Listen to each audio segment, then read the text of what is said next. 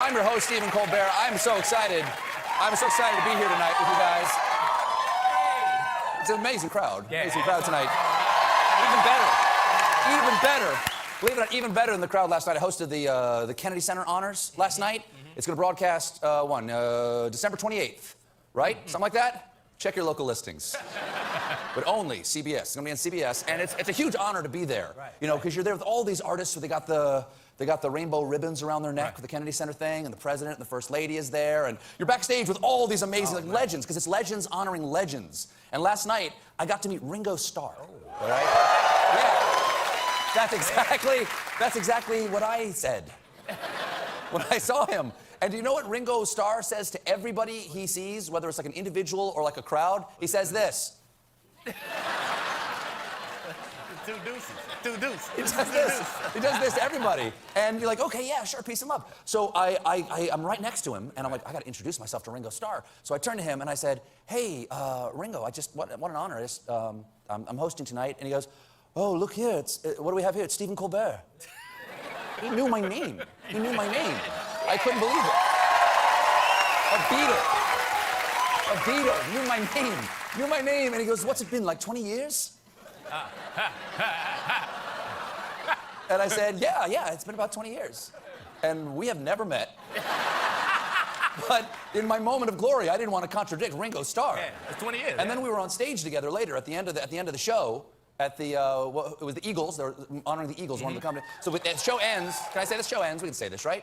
It ends with Life in the Fast Lane. They tear down the house. All the guys are on stage. Steve Vai's out there. Oh, Bob Seger is there. Bob Seger. I believe we're all ready for the re-Segerance. I mean, I'm a huge Seger fan. So Seger's out there just ripping his way through Life in the Fast Lane, you know, just screaming his way through it. And Ringo doesn't have a tambourine. I don't think he has a mic. He's dancing on the stage doing this. But everybody's so happy to be on stage with Ringo that I'm just going back to him. Hey, what's going on? Woo! Thank you. Anyway. And the point of my story is that after last night, I think I'm the fifth Beatle. I might be. Is that possible? What's he say? What's he's gonna say? Let's see, what else? Other than me meeting Ringo, what's the big story today? The big story this weekend was that Donald Trump created an international oops-a-daisy by getting on the phone with Taiwan President Tsai Ing-wen. Now, what's wrong with that? What's wrong with that? Hey, Tsai, it's Donald. Hi, Donald, how you doing? Hey, what are you wearing? That's inappropriate. Now, here's the thing. The U.S. does not recognize Taiwan as being an independent nation because China views Taiwan as a renegade province. Basically, it's like if Cheers refused to acknowledge that Frasier had become its own show. And for a variety of Frasier fans. That's not you, right? Okay.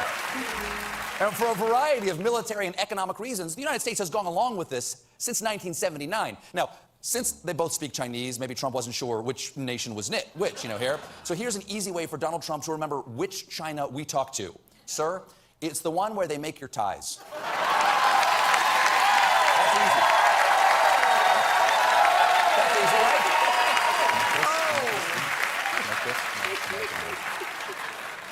Made in America. Now, so it's kind of a big deal. In fact, the exchange touched the most sensitive spot for China's foreign policy. Well, no surprise, Donald Trump has a long history of sensitive spot touching. And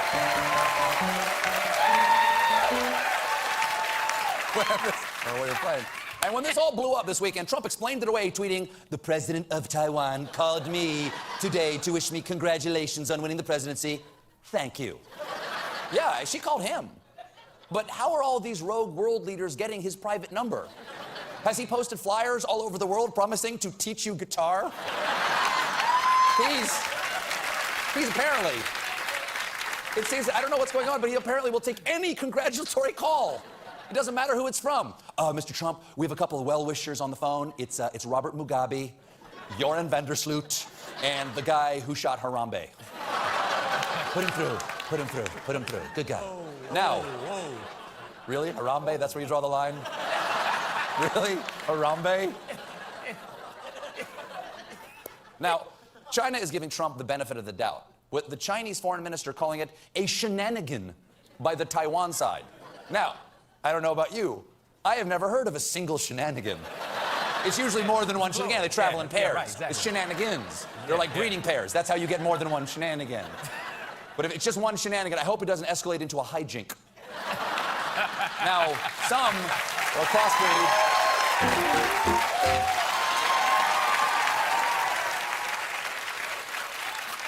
Now, some reporters say this wasn't a random phone call that Trump took, upsetting our nuclear rival. Some say it was planned for months in advance. So if you were worried that Trump might accidentally start World War III, cheer up. He might be doing it on purpose.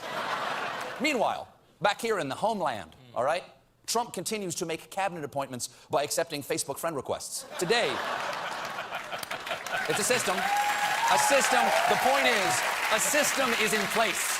There's a process. Today, Trump named former neurosurgeon and current coma patient Ben Carson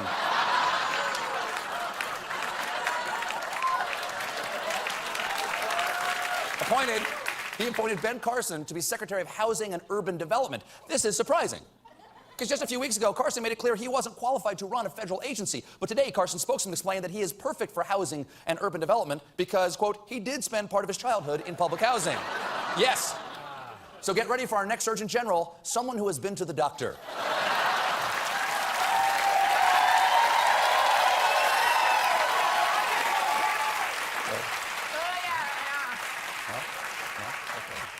And last week, at the first of his victory rallies, Trump teased the crowd with another major cabinet appointment. I don't want to tell you this because I want to save the suspense for next week. Don't let it outside of this room. You promise? Raise your hand. Promise. Oh, I promise. Cross my heart and hope to die. Now,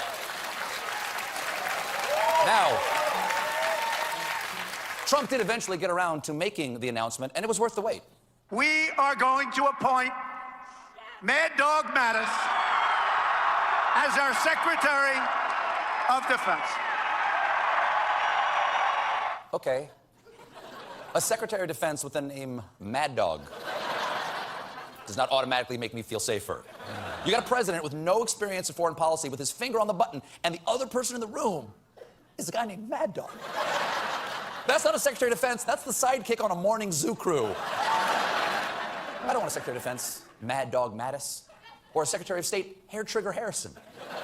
I want CI Director, Cool Cat Covington, and Joint Chief of Staff, General willing to project American power but surprisingly rational about it, Robinson. And Mad Dog...